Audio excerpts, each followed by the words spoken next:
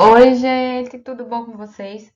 Vamos começar mais uma aula de geografia do oitavo ano comigo, professora Ana Isabel, e com a intérprete Cilândia, e nós vamos dar continuidade ao conteúdo da América, falando sobre os climas e coberturas vegetais.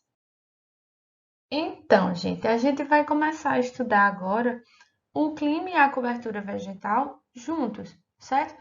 Então, para a gente iniciar, eu trouxe essas imagens que estão lá no livro de vocês, da geleira, aqui, lá no Canadá. A gente tem a floresta, lá no Canadá também, e a gente tem a floresta amazônica em Manaus, né?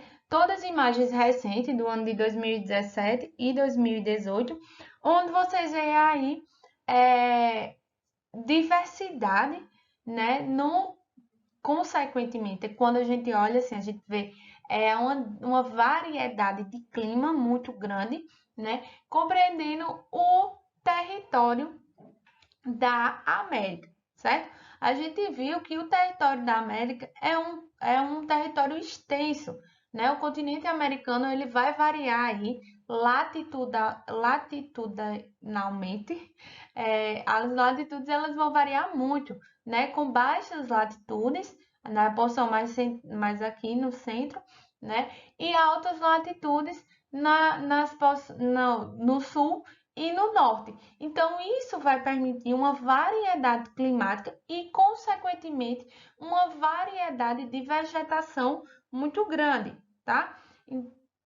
E aí, essa variedade climática vai influenciar na ocupação do território, né? Nessas regiões mais frias, a ocupação do território ela vai ser menor, ela vai influenciar no desenvolvimento agrícola, né? No desenvolvimento da agricultura. Então, nos locais onde vai ter maior tecnologia, vai ser em locais, vão ser necessários maiores conhecimentos técnicos para o desenvolvimento da agricultura, maior modernização, né? Enquanto que outros já têm um clima favorável para a agricultura, certo? Então, os fatores que vão influenciar na formação dos tipos climáticos do continente americano é a latitude, o relevo, as correntes marítimas e a continentalidade, né? Que são os fatores climáticos que influenciam os climas de todos os locais. Então, a principal, né, que a gente vê aqui de imediato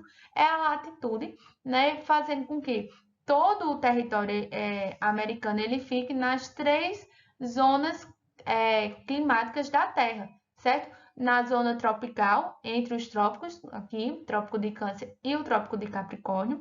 A gente tem a zona temperada, né, que fica entre o Círculo Polar Antártico e o Círculo Polar Ártico e os trópicos, né, Trópico de Câncer e o Trópico de Capricórnio.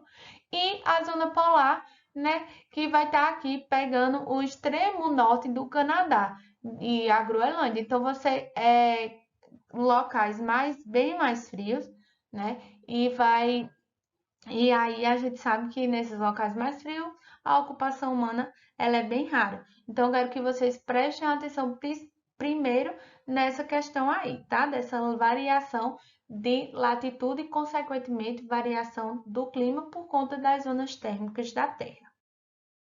Outra questão, quando a gente fala em variação climática, eu já falei da latitude e a gente fala das correntes marítimas, né, que vão ter influência no continente americano. Essa influência é mais sensível no litoral do Pacífico, né, nessa parte que a gente, aqui, ó, aqui está só a América do Sul, mas eu quero que vocês pensem que é aqui, né, do lado esquerdo, está o Oceano Pacífico, onde as correntes frias da Califórnia e a de Humboldt são alguns dos fatores responsáveis pelo clima árido ou desértico na Península Baixa da Califórnia, lá na América do Norte, e na maior parte do litoral peruano e no deserto do Atacama, no Chile, que é aqui na América do Sul. Isso acontece porque, ao passar sobre as águas frias dessas correntes, a umidade trazida pelos ventos quentes do oeste se resfria, se condensa e se precipita em forma de chuva. Quando chega no continente, esses ventos já não carregam umidade suficiente para provocar chuvas, como a gente vê aqui. Veja, aqui a gente tem a corrente de Humboldt, né? E os ventos quentes e úmidos. Quando eles se juntam, já descarregam ainda no oceano e não tem força para adentrar no continente, fazendo com que haja a formação dos desertos, né? Porque não tem a umidade, ela não vai ter força para adentrar, é como se aqui tivesse os ventos e esse vento ele não conseguisse adentrar no continente. Outra questão é o relevo, certo? O relevo também contribui para a grande variedade de climas e coberturas vegetais na América. Em razão das diferenças de altitude e da disposição de suas formas, as cadeias montanhosas, planaltos e depressões e planícies. A altitude explica, por exemplo, as neves eternas dos Andes, né, que os Andes vivem congelados por conta da altura do relevo, em plena zona equatorial. Aqui a gente tem a Cordilheira dos Andes e a linha do Equador passa bem aqui, né? Então a gente sabe que é um lugar onde recebe muita radiação solar, porém vive congelado. Por quê? Porque a altura do relevo, né, a altitude do relevo, ela é grande e aí quanto mais alto, mais frio. Então por isso que sempre é congelado lá na Cordilheira dos Andes. E ainda, falando da Cordilheira dos Andes, eu trouxe essa imagem aqui do caminho dos rios voadores. Os rios voadores são os rios formados pelas nuvens que vêm aqui, primeiro, do Oceano Atlântico, né? Elas se juntam com as nuvens que são formadas na floresta amazônica, certo? Os ventos trazem, elas se juntam. E essas nuvens, elas iriam seguir o fluxo para cá. Deixa eu fazer assim. Elas tendem a ir para cá, para o Oceano Pacífico. Porém, quando elas encontram aqui a Cordilheira dos Andes e aí elas vão descer, né? E aí vão precipitar aqui na região centro-oeste do Brasil. Essas nuvens, essas formações, os chamados rios voadores, eles são de fundamental importância para a manutenção das chuvas nessa região, principalmente na região centro-oeste e um pouco na região sudeste e sul do Brasil, certo? Se vocês quiserem ver mais detalhadamente, vocês vão lá no livro de vocês, na página 167, e ver toda aqui essa explicação, certo? Eu dei uma resumida mostrando a vocês que os rios voadores são essas nuvens, né, que se formam no Oceano Atlântico, junto com a floresta amazônica, né, que vão levar umidade para a atmosfera, e essas nuvens, elas, no lugar de ultrapassar para o Oceano Pacífico, elas vão descarregar aqui na porção, na região centro-oeste, sul e sudeste, devido à Cordilheira dos Andes, que empata que essas nuvens passem. E aí, a gente vai falar agora das coberturas vegetais, do clima e das coberturas vegetais, certo? A gente sempre agora vai falar associando o clima e as coberturas vegetais. Sim, antes da gente começar nas coberturas vegetais e do clima de um para um, eu quero que vocês observem aqui, ó, as correntes marítimas, certo? Que a gente falou ainda agora, né? A corrente de Humboldt, né? A outra corrente aqui da Califórnia, que são responsáveis por alterações climáticas, tá?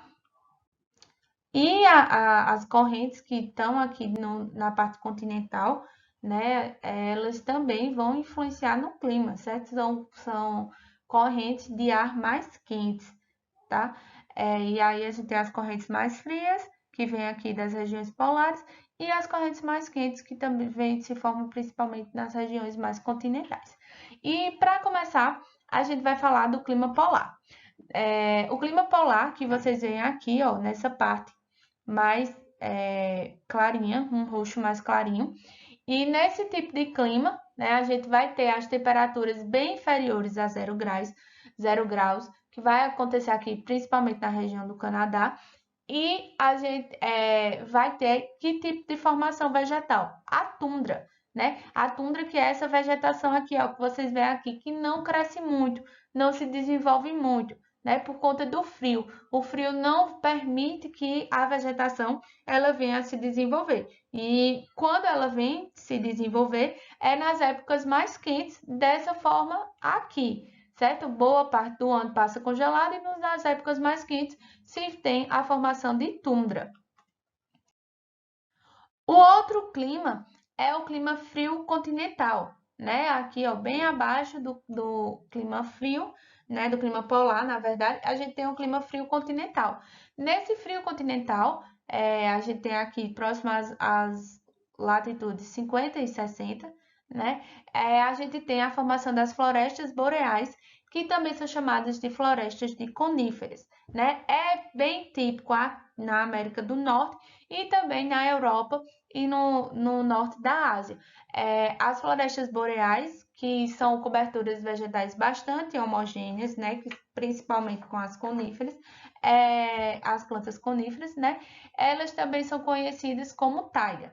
E aí eu trouxe essa imagem do livro de vocês que mostra o desmatamento dessa vegetação, certo? É uma vegetação que não vai crescer muito, mas é bastante desmatada para a produção de celulose, que é utilizada como matéria-prima na indústria de papel e de tecido, tá? Então, aí tem essa reflexão que precisa ser feita sobre as florestas boreais ou de coníferas.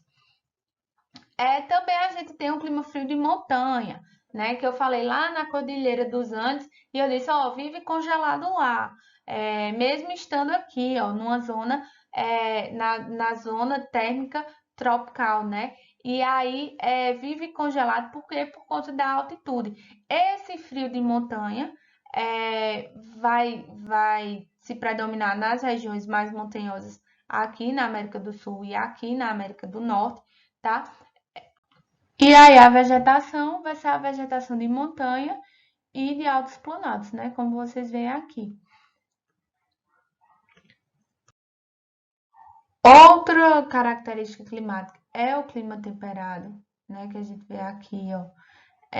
E a gente vê também aqui nos Estados Unidos, certo? Esse clima temperado, ele é caracterizado pelas 4 estações de anos bem definidas, considerando as variações de temperaturas. Na América do Norte, ele abrange uma área extensa e no território sul-americano, apenas uma pequena área. A vegetação típica desse clima vai ser a floresta temperada, como vocês veem aí, ó, essas formações vegetais, certo? As principais espécies são o carvalho, a faia, a betula, entre outros tipos de pinheiros que geralmente perdem suas folhas durante o inverno e por isso são chamadas de árvores caducas, caducifólias, né? Porque perdem as folhas na época de inverno, né?